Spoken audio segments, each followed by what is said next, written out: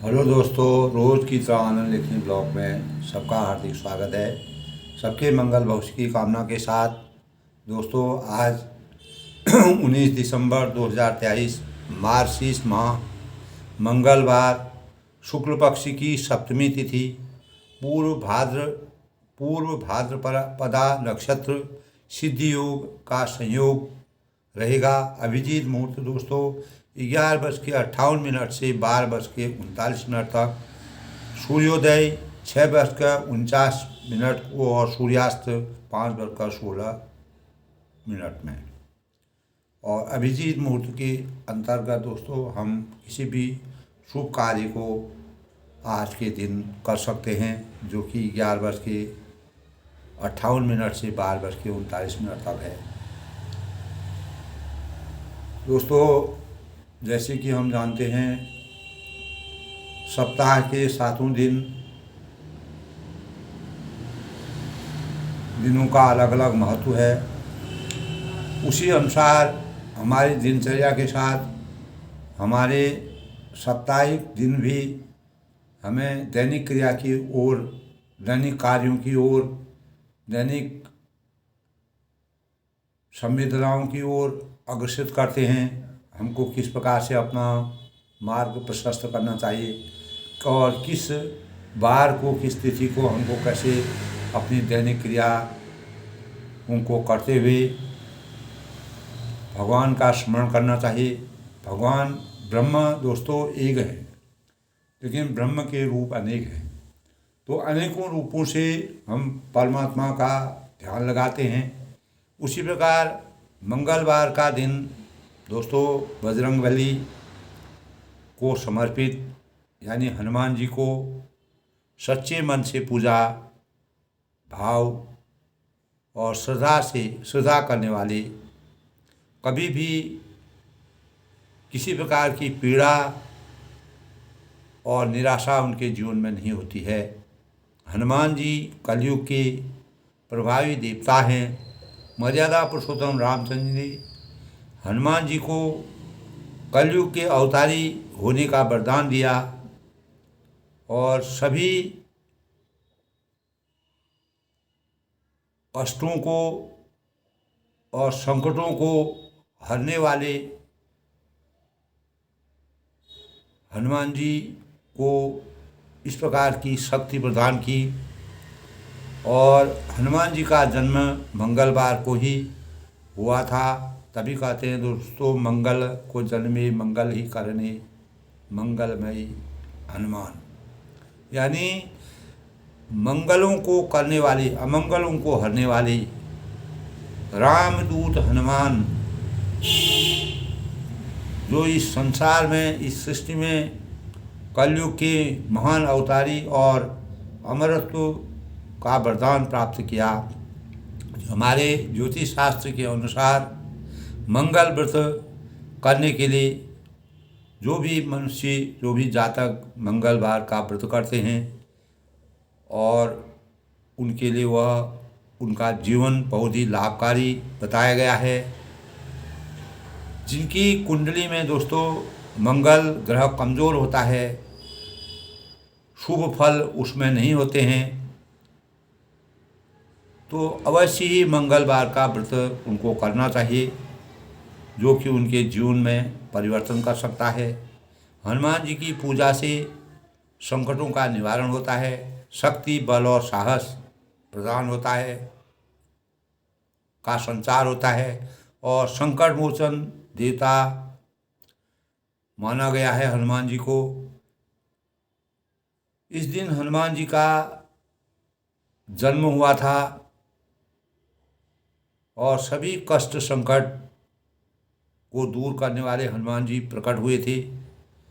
मंगल का वार को दोस्तों ख़ास तौर से हमें नमक और घी का सेवन नहीं करना चाहिए। सच्चे मन से अगर हम मंगलवार का व्रत करते हैं, पूजा ध्यान करते हैं, निश्चित ही हमारे जो मंगल ग्रह के गलत प्रभाव हैं, खराब प्रभाव हैं, वो हमेशा के लिए दूर हो जाते हैं। हनुमान जी उनको हमेशा के लिए समाप्त कर देते हैं। इस प्रकार का प्राविधान हमारे शास्त्र और मर्यादा में दोस्तों जो भी हनुमान जी की पूजा पाठ करते हैं और वह हमेशा अपने जीवन में शक्ति के प्रतीक बन जाते हैं, शक्तिशाली बन जाते हैं। उनके अंतःकरण में शक्ति का संचार हो जाता है। सात्विक भोजन मंगलवार को करना चाहिए दोस्तों, और किसी प्रकार का भी उधार लेन देन, पैसे का उधार लेन देन करने से बचना चाहिए। हनुमान जी की आराधना दीपक जला करके भोग लगाना चाहिए। चमेली का तेल हनुमान जी को और तुलसी की माला हनुमान जी को अर्पित करनी चाहिए। और हनुमान चालीसा का पाठ करने से और हनुमान जी को लड्डुओं का भोग लगाना चाहिए। ख़ास तौर से दोस्तों इस दिन अपने, जैसे हम बाल काटते हैं, दाढ़ी बनाते हैं, नाखून बनाते हैं, तो मंगलवार को इसका परहेज़ करना चाहिए, क्योंकि उसमें हमारे अंतःकरण, हमारे अंदर नकारात्मक ऊर्जा आने का डर रहता है। इस प्रकार दोस्तों मंगलवार के व्रत से हनुमान जी की पूजा करनी चाहिए। पूजा से हमारे जीवन में अनेक प्रकार के परिवर्तन होते हैं, जीवन सुखदायी बनता है और अनेक मनोकामना हमारी पूरी होती है। हनुमान जी की विधि विधान से पूजा करने से और उपासना करने से, और उनका मंत्र है दोस्तों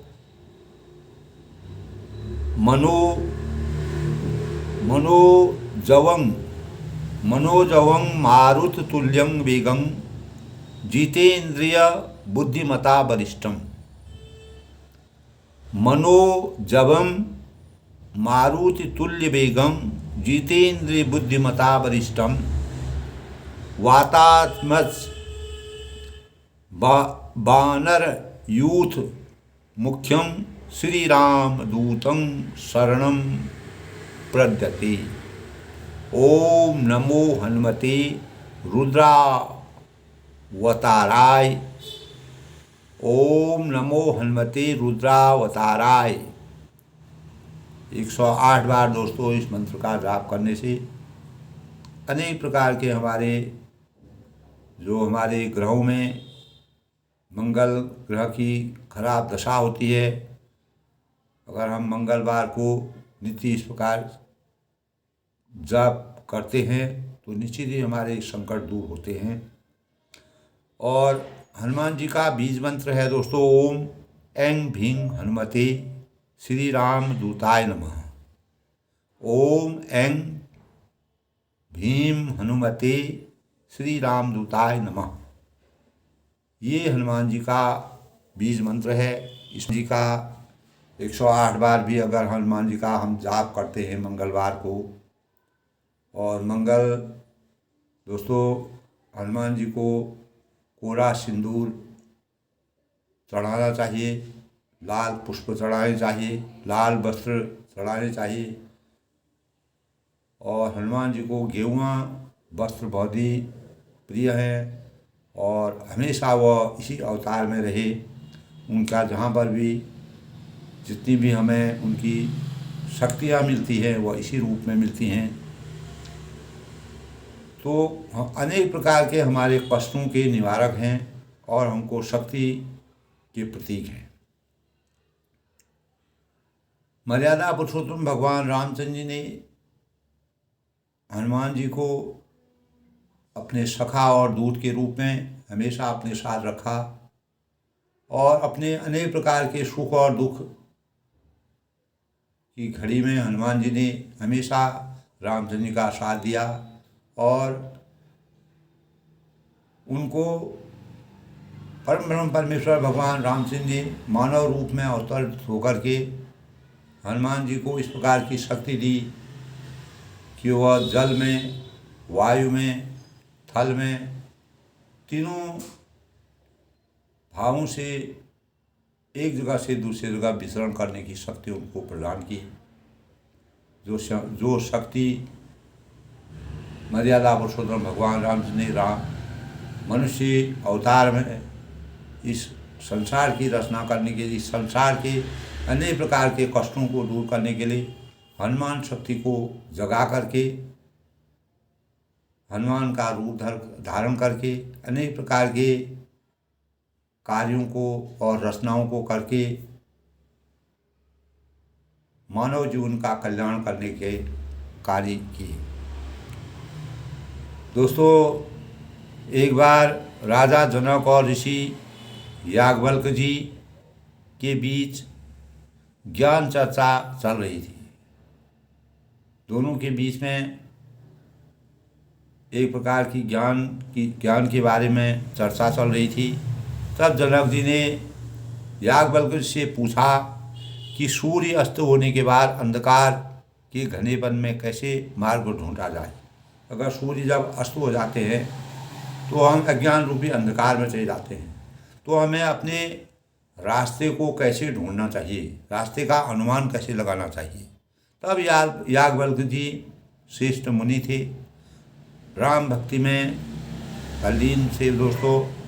उन्होंने कहा कि सितारे रास्ता बता सकते हैं। जो सितारे हमारे आसमान में जो सितारे होते हैं, तारे होते हैं, वो हमको रास्ता बता सकते हैं। जनक जी ने फिर दोबारा उनसे पूछा कि यदि बादल छाए हों और दीपक का प्रकाश भी उपलब्ध न हो, बादल भी छाए हों, सितारे नहीं दिखेंगे बादल छाने से, और दीपक का प्रकाश भी कहीं नहीं हो, तो फिर क्या करना चाहिए। बार बार उन्होंने प्रश्न किया, फिर क्या करना चाहिए। तो ऋषि याज्ञवल्क्य ने उत्तर दिया कि तब सूझबूझ के सारे रास्ता ढूंढना चाहिए। तो हमारे अंतःकरण में दोस्तों एक प्रकार का प्रकाश है, प्रकाश पुंज रहता है, एक दीपक जलता है। वही दीपक हमको रास्ता ढूंढने की प्रेरणा प्रदान करता है। तो विवेक का प्रकाश हर किसी के पास है, यानी हम कितना ज्ञान और बुद्धि से विवेक की प्राप्ति होती है, और विवेक हर एक व्यक्ति के प्रकाश का प्रतीक द्योतक माना जाता है। तो विवेक का प्रकाश हर व्यक्ति के पास होता है। अगर सूर्य की रोशनी नहीं आ रही हो, सूर्य छुप गए हों, सितारों की भी रोशनी नहीं आ रही हो, तो अगर हमारे पास विवेक है, हम विवेक से अपना रास्ता खुद खोज सकते हैं। यानी हमारी जो तीसरा सूर्य के अलावा और चंद्रमा के अलावा, सितारों के अलावा एक दीपक हमारे अंतःकरण में जलता है, वह हमको विवेक प्रदान करता है। और तभी उन्होंने कहा कि सूझबूझ के क्या सहारे हम रास्ता ढूंढ सकते हैं, और विवेक का प्रकाश हर किसी के पास है, वह कभी भी नहीं बुझता है। अज्ञान रूपी अंधकार से ज्ञान रूपी प्रकाश में आने के लिए हमें विवेक रूपी शक्ति को जगाना पड़ता है। वह विवेक रूपी शक्ति हमारे जीवन में कभी भी खत्म नहीं होती है, वो हमेशा के लिए रहती है, हर मानव के अंतःकरण में रहती है। तब वास्तव में चाहे बाहर से कितने ही प्रयास किया जाए, यानी हम बाहरी मन से अनेकों प्रकार की चीज़ें सोचते हैं, समझते हैं, अगर हम कितने भी प्रयास बाहर से रहते हैं तो वे उपचार तभी सार्थक होते हैं। हमारे बाहर के जो कर्तव्य हैं वह तभी सार्थक माने जाते हैं जब अंतः की विवेक शक्ति जागृत हो जाती है। जब हमारे अंतःकरण में विवेक शक्ति का संचार होगा और उनका सही सदुपयोग करेंगे, तभी हमारी विवेक शक्ति जागृत होगी। और यह शक्ति हर किसी के पास है। प्रत्येक मानव व्यक्ति जो सृष्टि में परमात्मा के द्वारा जितने भी प्राणी हैं, हर प्राणी के अंदर, हर मानव जीवन के अंदर विवेक शक्ति का किसी न किसी प्रकार से स्वरूप है। अपने सार्थक उपदेश व आचरण से इस शक्ति को ही ज्ञानवान और लोग से ही जगाते हैं। जो ज्ञानी लोग होते हैं, कल्याणकारी लोग होते हैं, लोक सेवा में जो तल्लीन रहते हैं और जिनके उपदेशों में सच्ची मानवीयता के भाव होते हैं और सामाजिक परिदृश्य को उजागर करने के का आचरण होता है। जिस प्रकार परम परमेश्वर भगवान रामचंद्र जी का आचरण और उनकी आदर्शता श्री रामचरितमानस का सृजन हुआ, उसकी रचना की।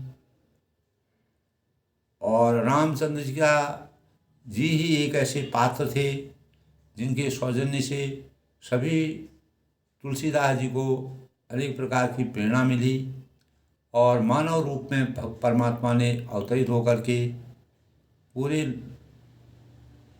प्राणियों को, जगत में जितने प्रकार की सृष्टि में जितने भी प्राणी थे, सबके अंतःकरण में चेतना का जागरण किया।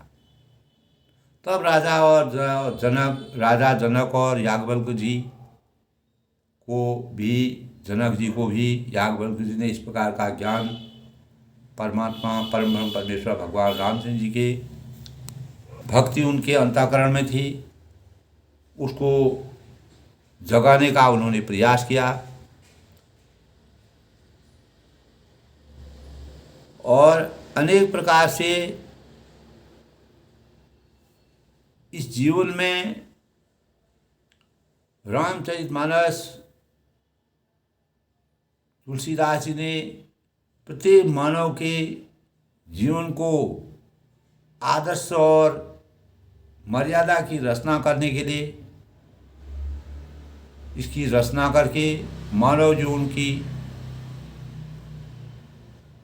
के भावों को निर्मल और स्वच्छ और सत्य मार्ग पर चलने के लिए प्रेरित किया। तब दोस्तों, आज के प्रकरण में जब सुमंत जी दशरथ जी के पास पहुंचते हैं और अपने भावों को व्यक्त करते हैं, बार बार चरण कमलों को पकड़कर गुरु वशिष्ठ से मेरा संदेश कहने की बात जब रामचंद्र जी ने जो भी संदेश भेजा था, विस्तार से वशिष्ठ जी और दशरथ जी को सुमंत ने विस्तार से उसका वर्णन किया और माता पिता का आशीर्वाद और पूरी प्रजा का आशीर्वाद प्राप्त करने के भाव जागृत किए। और जो उनके कुल गुरु थे वशिष्ठ जी, उनको माता पिता को इस प्रकार के उपदेश देने के लिए अपने भाव व्यक्त किए थे कि जिससे उनका मन हमारे माया मोह से दूर होकर के वे किसी प्रकार की चिंता ना करें, जिससे अवधपति पिताजी मेरा किसी प्रकार का मेरा सोच न करें। इस प्रकार के भावों को सुमंत के माध्यम से मर्यादा पुरुषोत्तम भगवान रामचंद्र ने संदेश के रूप में राजा के पास भेजा था। ऐसे भावों को तब पूर्वजन परिजन सकल निहोरी तात सुनायूं बिनती मोरी, सोई सब भांति मोर हितकारी जाते रह नर नाव सुखारी। तब वो कहते हैं कि हे तात, सब पूर्ववासी जितने भी यहाँ के लोग प्रजा नगरवासी हैं और कुटुंबियों से न्योरा अनुरोध करके मेरी विनती सुनाना कि वही मनुष्य मेरा सब प्रकार से हितकारी है जिसकी चेष्टा से महाराज सुखी हो। यानी पिताजी की चिंता है, चौथेपन में है, चौथी अवस्था में है, तो अनेक प्रकार से मर्यादा पुरुषोत्तम भगवान राम जी मानव रूप में अवतरित होकर के माता पिता के भावों को और उनके स्वरूप को, उनका क्या महत्व होता है और उससे हमें किस प्रकार का आशीर्वाद उनसे प्राप्त होता है। तभी कहा है दोनों, माता पिता यतो मे देवतम परम यद कर्तव्यम पूजव्यम देवतव्यम तदा दाव्यम करो। माता पिता है तो मे देवतम परम, माता पिता जो है मेरे लिए जो है देवता के समान है, देवता से भी पूज्य है। यद कर्तव्यम देवतव्यम जिस प्रकार हम परमात्मा का पूजन करते हैं, उसी प्रकार हमको माता पिता का पूजन करके अपने जीवन को सार्थक बनाना चाहिए। इसी प्रकार के भाव तभी कहा है दोस्तों, गुरु ब्रह्मा गुरु विष्णु गुरुदेव महेश्वर गुरु साक्षात परम तस्मै श्री। तभी कहा है, तुम्हें माता च पिता तुम्हें तुम्हें बंधु सखा तुम्हें विद्या द्रोण तुम्हें सर्वम। तो अनेक भावों से माता पिता के आशीर्वाद को परम ब्रह्म परमेश्वर भगवान रामचंद्र जी मर्यादित भावों से भाव विभोर होकर माता पिता के आशीर्वाद को प्राप्त करना चाहते हैं। एक ओर जहाँ वह वन में अपने माता द्वारा दिए गए वरदान पिताजी की आज्ञा से और माता की राय से उनको 14 वर्ष का वनवास मिला था, तो उसका पालन अपनी मर्यादा के अनुसार करना था। दूसरी ओर उनको अपने पिताजी के चौथी अवस्था में होने का संकट उनके हृदय में था कि इस अवस्था में वह राम यानी हमारे विरह की व्यथा को सहन नहीं कर सकते हैं। तो अनेक प्रकार से उन्होंने वहाँ की प्रजा से, गुरुजनों से, सभी लोगों से यही कहा कि अगर जो वही मेरा सबसे बड़ा हितैषी होगा, जो ऐसे समय में महाराज को सुखी रखे, किसी भी भावों से सुखी रखने का प्रयास करे। कहा वसंदेव भरत के आई रीत नित जीव राज फल पाई पालूँ प्रजयूँ कर्म मन बानी ऐसो मात सकल समझानी। तब भरत के आने पर उनको मेरा संदेश भी कहना, जब भरत अपने ननिहाल से वापस आ जाएंगे तो मेरा संदेश ये कहना कि राजा का पद पा जाने पर नीति न छोड़ देना, यानी नीति के अनुसार कार्य करना। नीति न तजियो राजपद पायो। अगर भरत जी अगर युवराज बन जाते हैं, राजा बनते हैं, तो उनको अपनी नीति के अनुसार कार्य करना चाहिए। पालूँ प्रजयूँ कर्म मन बानी। और उन्होंने कहा कि कर्म वचन और मन से प्रजा का पालन करना चाहिए। जिस राजा के राज्य में प्रजा दुखी होती है, वह राजा निश्चित ही नरक का भागी होता है। इस प्रकार की रचना तुलसीदास ने इस महाकाव्य में की है। तो अब वह कहते हैं, मन से प्रजा का पालन करना और सब माताओं को ऐसे उमात सकल समझानी, सब माताओं को समान जानकर उनकी समान भाव से सेवा करना। ये संदेश उन्होंने भरत जी को भेजा था, क्योंकि पहला वरदान रामचंद्र जी को 14 साल का वनवास और दूसरा भरत जी को युवराज बनाने का कैकेयी जी ने निर्णय लिया था, वही वरदान लिए थे। राजा की आज्ञा का पालन करना था। कैकेयी जी की जो राय थी, जो उनका वरदान था, उसको परिपूर्ण करना था। तब उन्होंने भरत जी को नीति संबंधी बातों को कह करके राजयोग में राजा की जो नीति होती है, उस नीति के बारे में उनको संदेश भेजा। और निभाऊँ भाई भाई करी पितु मात सुजन से भाई तात भात ही राखबो राहू सोच मोर करे न खाऊ। और हे भाई, पिता माता और सज्जनों की सेवा करके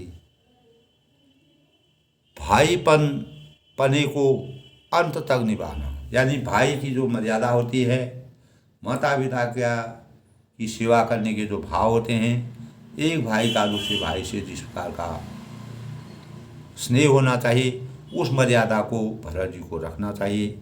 हे तार राजा, पिताजी को उसी प्रकार से रखना जिससे कभी किसी तरह का किसी प्रकार से भी मेरा शोध नहीं। वही उन्होंने अपने कुल गुरु को भी कहा था, प्रजा से भी कहा था, और भरत जी को भी यही संदेश था कि पिताजी के मन को ऐसे किसी प्रकार के सोच में वह न पड़े। इस प्रकार से उनको किसी भी इस प्रकार के राम विरह में वह परेशान हैं, तो इस प्रकार के सोच से उनको मुक्त कराना। लखन कहे कसु बचन कठोरा, बरज राम पुनि मोहिनी हो रहा। बार बार निसफल दिवाई कहबी न रात लखन लटकाई। लखन कहे कछु वचन कठोरा, तब लक्ष्मण जी ने कुछ कठोर वचन कहे। जैसे ही रामचंद्र ने इस प्रकार से, रामचंद्र जी धीर बुद्धि के थे, बहुत ही समुद्र जैसा उनका चरित्र था। जिस प्रकार समुद्र की गहराई होती है, उसी प्रकार परमात्मा परम ब्रह्म परमेश्वर भगवान राम जी का चरित्र भी समुद्र की गहराई के समान, उनमें अनेक प्रकार के, विभिन्न प्रकार के जल को समाने की शक्ति थी। जिस प्रकार समुद्र में अनेक प्रकार के जहाँ तहाँ से जल आकर के समुद्र में समा जाता है, एक एक बूंद बूंद करके जल चारों दिशाओं से आकर के उसमें समा जाता है, उसी प्रकार परमात्मा परम ब्रह्म परमेश्वर भगवान रामचंद्र जी में इस संसार की पूरी सृष्टि की रचना जो है वह उनके अंतःकरण में विराजमान होती है। तब लेकिन वह धीर बुद्धि के हैं, सहन शक्ति उनके अंदर है। तब लक्ष्मण जी को रामचंद्र जी की इस प्रकार से भाव कहने पर उनको थोड़ा कठोर लगे, किंतु श्री रामचंद्र ने उन्हें बरस कर फिर मुझसे अनुरोध किया और बार बार अपनी सौगंध दिलाई और कहा, हेता लक्ष्मण का लड़कपन यानी वहाँ न कहना। यानी लक्ष्मण जी को गुस्सा आया कि मतलब हमको 14 साल का वनवास दे दिया बिना सोचे समझे, या बिना कोई चीज़ करे, न कोई दोस्त था न कुछ था। इस प्रकार से थोड़ा छोटा होने के कारण लक्ष्मण जी को रामचंद्र जी के मतलब रामचंद्र के लिए उनको गुस्सा आया, थोड़ा सा उनका लड़कपन आया। तो जब उन्होंने इस प्रकार का वृतांत कहा, तो इस वृतांत को वहाँ अयोध्या में मत बताना, ये बात सुमंत जी को उन्होंने बताई थी। कई प्रणाम कसु कहत लिए, सिय भई शिथिल सनी, थकित बचन लोचन सजलौ, पुलक पल्लव इतनी। कई प्रणाम कसु कहन लियो, तब प्रणाम कर सीता जी भी कुछ कहने लगी थी। तब सीता जी ने भी कुछ कहा था, परंतु स्नेहवश हुए स्थिर हो गए।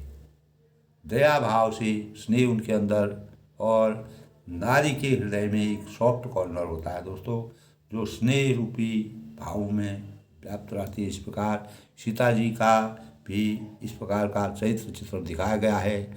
और उनके रचना इस प्रकार से तुलसीदास जी ने की है। थकित वचन लोचन सचलो, और उनकी वाणी रुक गई और नेत्रों में जल भर आया और शरीर रोमांच से व्याप्त हो गया, यानी पुलकित हो गई। बहुत ही इस प्रकार से अपने भावों को कहने में, अपने विचारों को कहने में, यूँ तो वह परम परमेश्वर भगवान रामचंद्र के आश्रय में जहाँ वह रहते थे वहीं उनको अयोध्या का जैसा एहसास हो रहा था। लेकिन वहाँ की प्रजा का, राजा का और सभी माताओं की चिंता सीता जी को भी सता रही थी। तेई अवसर रघुबर रुख पाई, केवट पार ही नाव चलाई। रघुकुल तिलक चले ही भांति, देखो उठाड़ कुलिस धरे साथी। तब उसी समय श्री रामचंद्र का रूप पाकर केवट ने पार जाने के लिए नाव चला ली और गंगा पार हुए थे। तब वन को जाने के लिए अनेक गंगा नदी आती है।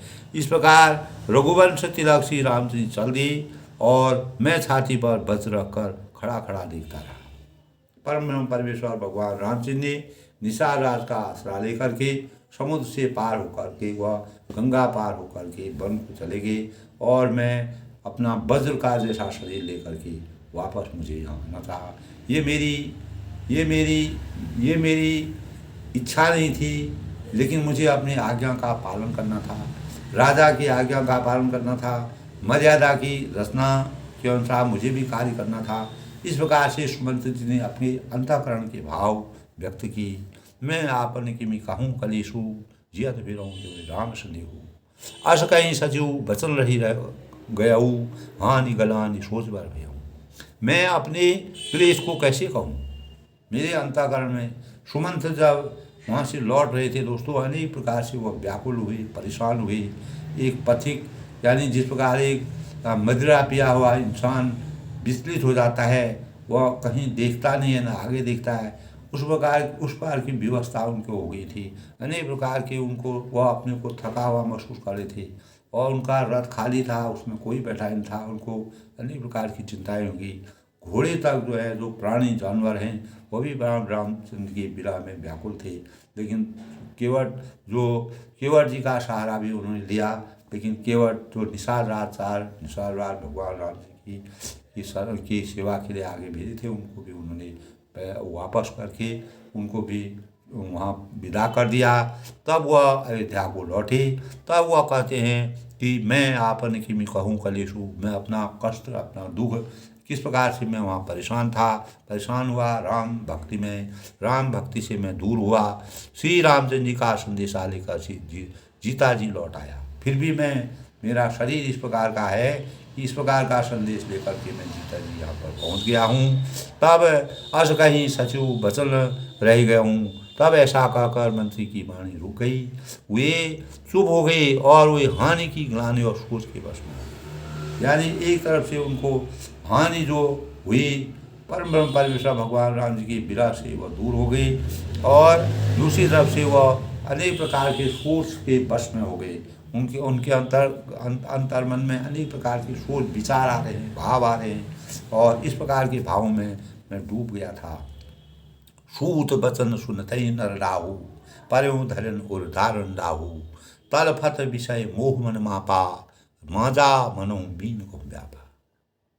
सूत बचन सुनत ही नर नाहु, सारथी सुमंत के वचन सुनते ही राजा पृथ्वी पर गिर पड़े। राजा ने इस प्रकार की बातों को सुनकर के सुमंत जी के हृदय विदारक बातों को सुन करके राजा भूमि पर गिर गए, पृथ्वी पर गिर पड़े, बेहोश हो गए।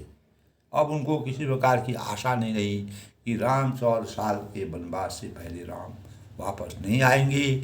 उनके हृदय में भयानक जलन होने लगी, अंदर ही अंदर वह जलने लगे। पर्यों धरन उर दारुण दाहु, तलफत विषय मोह मन मापा। वे तड़पने लगे, उनका मन भीषण मोह से व्याकुल हो गया। दोस्तों, प्राचीन समय में जो लोग होते थे, सत्यवादी होते थे, अपने संकल्प के पूरे होते थे, अपने भावों के पूरे होते थे, सत्यता उनके अंतःकरण में विराजमान रहती थी। इस प्रकार राजा दशरथ प्रतापी राजा थे और अपने वचन के पक्के थे। रघुकुल रीत सदा चले आई, प्राण जाए पर वचन जाए। भले उनके प्राण चले जाए, लेकिन जो वचन उन्होंने कहे थे, उन वचनों का उन्होंने सहर्ष जो है उसका अनुपालन किया, और कहीं बार भी वह विचलित नहीं हुए। तो तब उनका भीषण मोह व्याकुल हो गया, और मानो जिस प्रकार माजा मनहु मीन महु व्यापा, उनका जीवन शरीर इस प्रकार का हो गया मानो मछली को व्याप गया हो, पहली वर्षा का जल लग गया हो। मछली को जिस प्रकार पहली वर्षा का जल लग जाता है तो वह माझा में फंस जाती है। इसी प्रकार रामचंद्र जी जो है, रामचंद्र जी की विरह में दशरथ जी पूर्ण रूप से उस माझे में फंस गए हैं, उस जीवन में अनुरक्त हो गए हैं, राम भक्ति में लीन हो रहे हैं। बार बार उनको रामचंद्र की याद सता रही है। करी विलाप करी रोवही रानी, महाविपति की मिजाय बखानी। सब रानियाँ विलाप कर रो रही हैं, सब रानियाँ, क्योंकि न रामचंद्र जी वापस आए, न लक्ष्मण न सीता जी आना। सब उनका आना दोस्तों किसी प्रकार से मर्यादा के अनुकूल नहीं था, क्योंकि रामचंद्र जी को वरदान मिला था। लक्ष्मण जी रामचंद्र जी के अलावा किसी दूसरे को, माता पिता भाई बहन जो भी रिश्ता नाता है, पूरा वो रामचंद्र जी को ही अपना समर्थवान सब समझते थे। सीता जी के मन में ये भाव थे कि जहाँ प्राण होता है वहीं, जहाँ जीवन होता है वहीं प्राण भी होता है। इस प्रकार के भाव से मर्यादा की रचना को परिपूर्ण करने के लिए सब रानियाँ, अब जब उनको आशा निराशा में बदल गई, तब सब रानियाँ रोने लगी। उस महान विपत्ति का वर्णन तुलसीदास जी करने में अपने को संकोच कर रहे हैं। सुनि विलाप दुखाऊं दुख लागा, तो इस प्रकार का विलाप को सुनकर दुख ही दुख लगा, और धीरजहूँ कर धीरज भागा, और धीरज का भी धीरज भाग गया। यानी कितना वह धैर्य अपने अंतःकरण में रखने लगे, लेकिन उससे भी उनको सामर्थ्य नहीं मिली। यानी दुख में दुख का एहसास होने लगा यानी किस प्रकार की आशा आशा निराशा में बदल गई, किसी प्रकार की आशा नहीं रही, और वह राम विरह में सब व्याकुल हो गई। भयं कोलाहल अवध अति। तब अवध में क्या होता है, भयं कोलाहल अवध अति, सुनि नृप राव सोई, विपुल विहग बन परे निशी, मानो पुलिस कटु। तब क्या होता है दोस्तों, भयं कोलाहल अवध अति। तब राजा की रावली रनिवास में रोने का शोर सुनकर अयोध्या भर में बड़ा भारी कोहराम हो गया। जब इस प्रकार का वातावरण होता है, राजा जो पूरी प्रजा को देखने वाले हैं, पूरे सभी लोगों का जीवन राजा के ऊपर रहता है, राजा की आज्ञा के अनुसार, राजा की मर्यादा के अनुसार, राजा के कार्यों के अनुसार पूरी प्रजा चलती है। जिस राज्य में प्रजा दुखी होती है वह राजा नरक का अधिकारी होता है। इस प्रकार के भाव तुलसीदास जी ने रचना की है।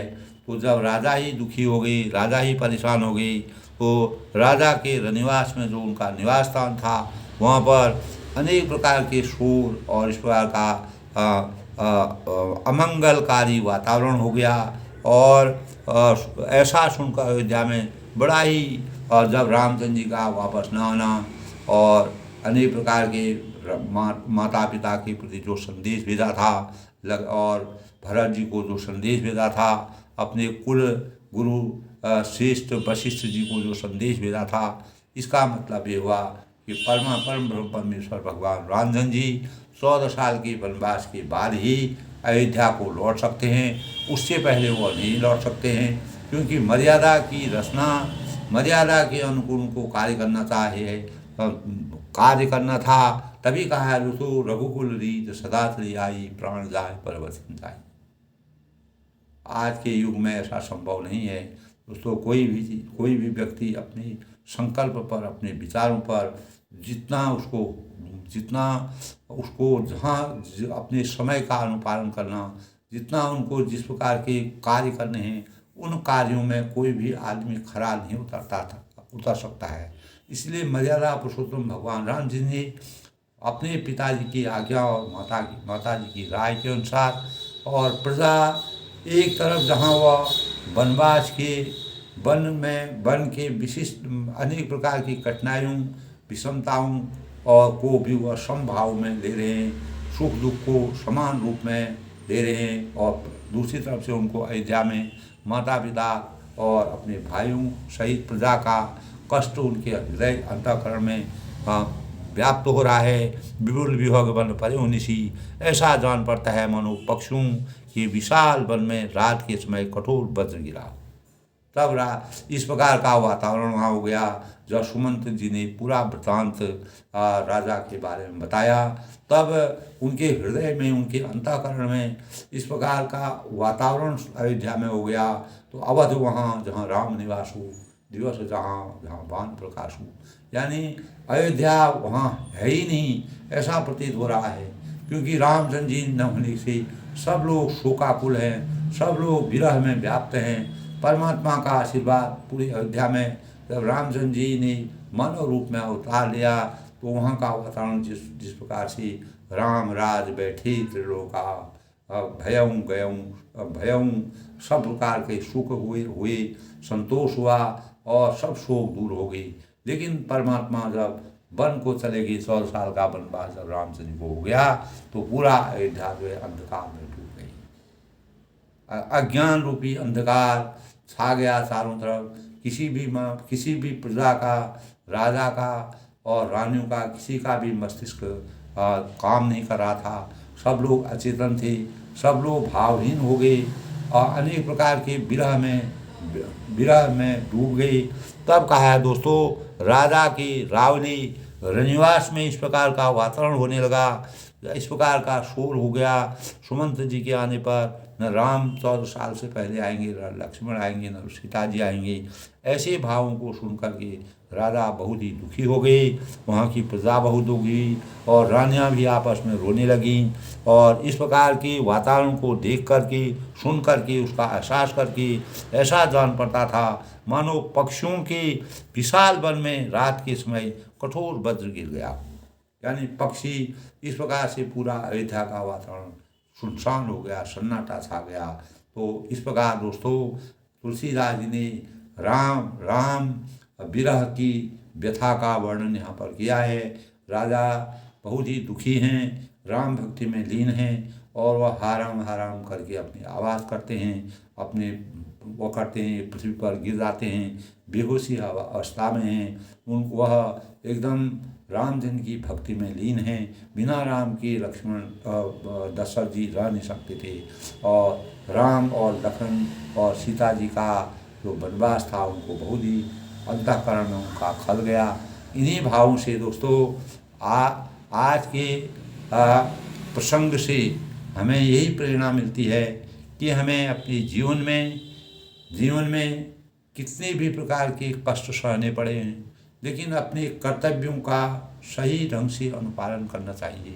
जिस प्रकार मर्यादा पुरुषोत्तम भगवान रामचंद्र ने एक ओर जहाँ उनको अयोध्या की प्रजा का, अपने माता पिता का, अपने भाइयों का, अपनी और अनेक प्रकार के जो वहाँ के रहने वाले प्राणियों का दुख उनको सता रहा है, दूसरी तरफ से उनको राजा की आज्ञा का परिपालन करना है, माता पिता की आज्ञा का पालन करना है। अपने दोनों भावों से समाज को कैसे सृष्टि की रचना को सजोकर रख कर के मर्यादा को परमो धर्म, मर्यादा की रक्षा को परमो धर्म कहने का श्रेय प्राप्त किया है। यही भाव मर्यादा पुरुषोत्तम भगवान राम जी की आदर्श जीवन का बहुत बड़ा प्रतीक है। इन्हीं भावों से तुलसीदास जी ने रामचंद्र की चरित्र को सर्वोपरि माना है। इसीलिए आज रामचरितमानस पूरी सृष्टि के लिए, पूरे इहलोक और परलोक चारों लोकों में और पूरे विश्व में हर जगह राम राम राम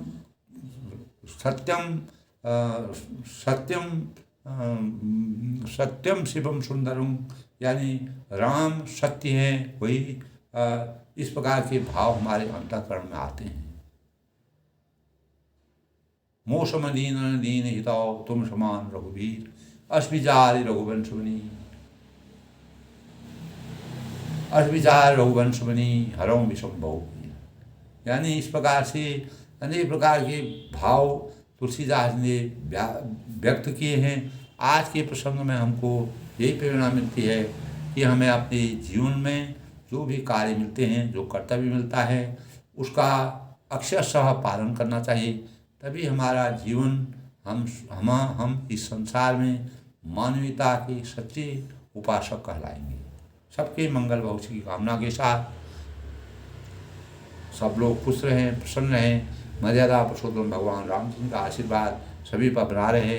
सभी के जीवन में इसी प्रकार के भाव अतरित हों, ताकि इस सृष्टि को, इस जीवन को, इस मानव जीवन को हम सही ढंग से साकार कर सकें। सबको धन्यवाद, सबको